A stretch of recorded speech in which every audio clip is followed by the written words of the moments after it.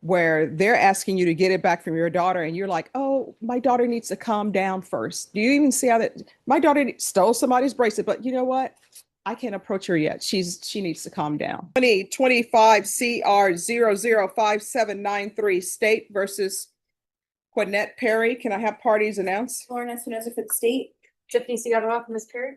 And is your first name Quinette? Yes, ma'am. All right, thank you. Counsel, have you received all discovery? Did you review it with your client? Yes, Your Honor. Court will find that the state is in compliance with discovery. Ms. Perry, did you review the application for community supervision with your attorney? Did you understand it Yes, ma'am. and sign it? Yes, ma'am. Did you review the true bill of indictment with your attorney? Did you understand it? Yes, ma'am. Counsel, do you waive the reading?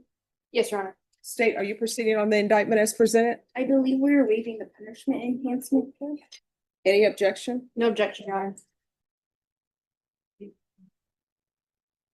Honor. Ms. Perry, did you review the court admonishments with your attorney? Did you understand it and sign it in all the appropriate places? Yes, ma'am. All right, you're charged with theft of property, $2,500, less than $2,500 with 2 or more previous convictions. That's a state jail felony. The range of punishment is anywhere from 180 days up to 2 years in the state jail facility and up to a $10,000 fine.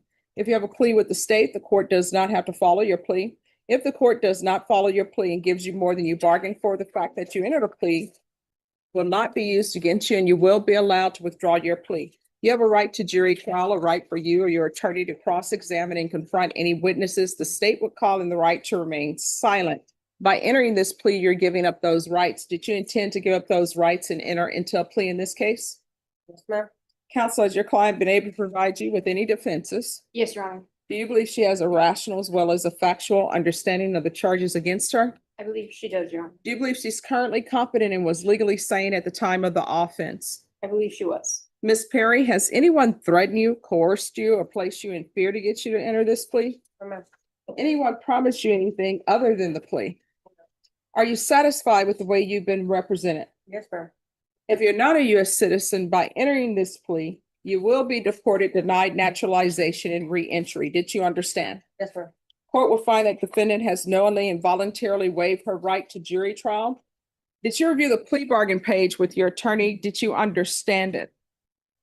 According to the plea, punishment is to be assessed at 1 year in the state jail facility. There's an $800 fine, and the state is recommending community supervision. Did you understand that to be the plea? Defense, state. Yes, Judge. Yes, Your Honor. Did you review the waiver of appeal paragraph with your attorney? Did you understand it and sign it in both places? Yes, ma'am. By signing that, you're waiving your right to appeal. The only items that can be appealed are written pretrial motions that have been filed, heard, and ruled upon by the court. Did you understand Yes, ma'am. any such motions? No, Your Honor. Outside the agreement, the state is recommending that your community supervision be for a term of 2 years. There be a TAP evaluation, 200 hours of community service restitution, no contact with Amelia Gomez or Angelica Gonzalez, and the anti-theft course. Did you understand those are recommendations from the state and the court does not have to follow those recommendations? Then to the offense, how do you plead? Guilty, not guilty, or no contest? State, any evidence? Yes, Your Honor. State offers State's Exhibit 1 in all attachments. No objection, Your Honor. All right, state you, and state in this case, there's no restitution. No, Judge. All right, state you may be excused. Thank you. Did you review the waiver and stipulations with your attorney? Did you understand it and sign it in all the appropriate places? Again, did you understand you have a right to jury trial, a right for you or your attorney to cross-examine and confront any witnesses the state would call and the right to remain silent? This is the moment where the courtroom shifts from paperwork to accountability. The guilty plea is already on the record, but the judge isn't just checking boxes. She wants to understand the decisions behind the crime. And trust me, those answers are about to change the entire tone of this hearing. Yes, ma'am. Did you understand that today the state will be presenting evidence in the form of witnesses' statements and police reports? But most importantly, there'll be no live testimony. Did you understand? Yes, ma'am. Court will find that defendant has knowingly and voluntarily waived and consented to stipulation of testimony and stipulations. Court will accept into evidence states exhibits 1 and attachments and review the same. All right. After reviewing states exhibits 1 and attachments, the court will find there is sufficient evidence to find you guilty and the court will find you guilty. Are you proceeding with sentencing? Yes, Your Honor. We're waiting PSI. All right. You want to explain to me, or maybe your counsel can explain to me, why are you doing this? Your Honor, we believe, just based on the facts of this case, that's best to just go ahead and agree to the plea offer that the state gave us. As far as sentencing goes and accepting these terms, we think they're the most favorable to her. The last time she has been in trouble was in 2017. Yes. And she hasn't been in trouble since. She's been clean. She's been trying to take care of her kids. She's a full-time caretaker for her son, who has also mental health and behavioral issues. Her daughter has since learned her lesson. Her daughter is now an adult. She's no longer a juvenile. But has she really learned her lesson? Because what I'm reading in the stipulation is she's the one who ended up pawning the bracelet. Yes, Judge, at the direction of her daughter, Precious, but Precious has since, Well, wait a minute. So during this time, how old was Precious? I can speak. When this incident took place, she was 16. Her and the other little girl were minors. Okay, so Precious is 16 and Precious Now told you she's to, 18. yeah, no. But that at this time when Precious was, Have an ID upon it. She was gonna give it back, but when the ISD kept pressuring her, she shut down. She didn't give it back. and so she gave it to you and told you to pawn it.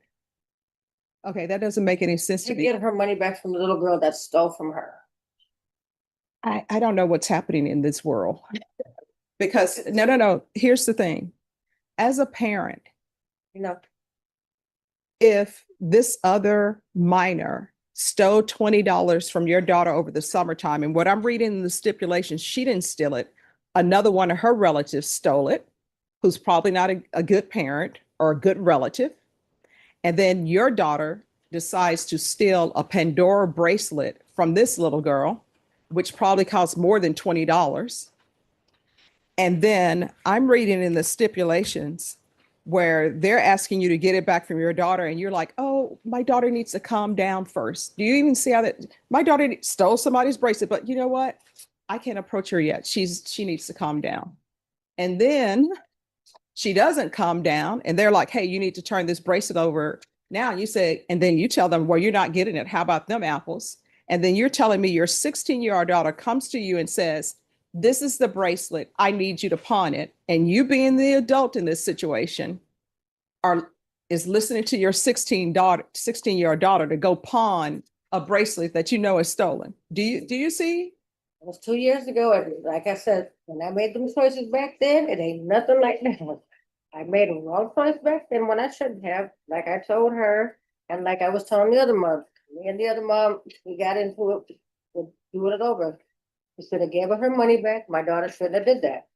Well, according to the stipulations, Notice what the judge keeps focusing on, not just the stolen bracelet, but the role of the parent. In court, accepting responsibility carries far more weight than making excuses. The sentence coming next isn't only about punishment, it's about sending a message that accountability starts at home. the minor is not even the one who stole $20 from your daughter. It's some other relative. It was the minors who did it. I'm just telling you what's in the stipulations, I which just- y'all okay. stipulated to. Yes, ma'am. And even if she did it, I don't know why you would think 2 years ago that it would be okay to take this Pandora bracelet and pawn it. And how much money did you get for the Pandora bracelet? $40 that she took from her. No, according to this, it was only $20 that a relative took. The girl stole it from my house and my daughter's room. That's what I was at. This, when my daughter took her bracelet, it was at school. When I was talking to the mom and the stepdad about this, they didn't want to hear nothing about it. Your Honor, I believe at the time she thought she was writing her daughter, putting her daughter in the right and making her even with the money at the, now in hindsight, wasn't the best parenting decision. It was in the heat of the moment. She's since learned that probably think about how things before doing something so reckless, and she understands that now. We've had several long talks about this one. That's why Precious, yeah, her ass is getting a job. She's old enough now, she got something like that. She got, See, we're still in the same position. Does Precious have a job? no, she just got her ID just recently and now she's looking for a job. She has a job interview after this. Yeah.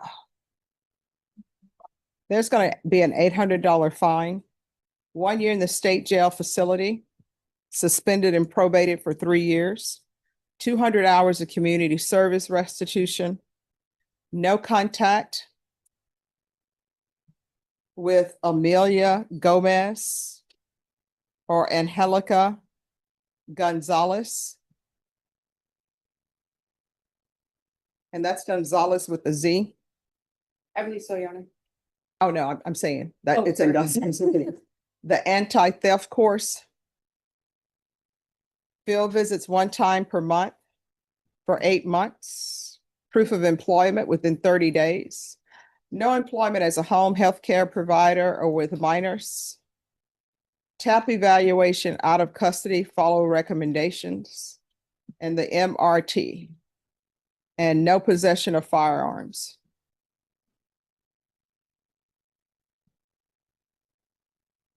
And what are the ages of the children in your home? 28, 19, 18. Okay. No unsupervised contact with minors. Probation, is there anything else? UA reporting. Thank you. Regular random UAs. Regular reporting by Zoom or in person. Anything else? No, No, Judge. All right. Did you review the document entitled Trial Court Certification of Defendant's Rights to Appeal with your attorney? Did you understand it and sign it? Because this is plea bargain agreement, because I followed your plea bargain agreement, and because you waive your right to appeal, you do not have the court's permission to appeal. Because this is a felony conviction, you're not allowed to own or possess any weapons or ammunition. If you have a question over what that is, you'll need to speak to an attorney. Do you understand? All right, good luck. Your Honor, if I may, the plea bargain was, during the stage of felony suspended for 2 years. No, this is what I always have to remind people. Anything below the line is not a part of your plea bargain agreement, and you're not allowed to enter into an agreement for a length of probation time or certain conditions of probation. The only thing you're allowed to agree to is we have an agreement that she's to receive probation or a fine. But as far as conditions and length, you're not allowed to agree to that. Understood. All right, thank you.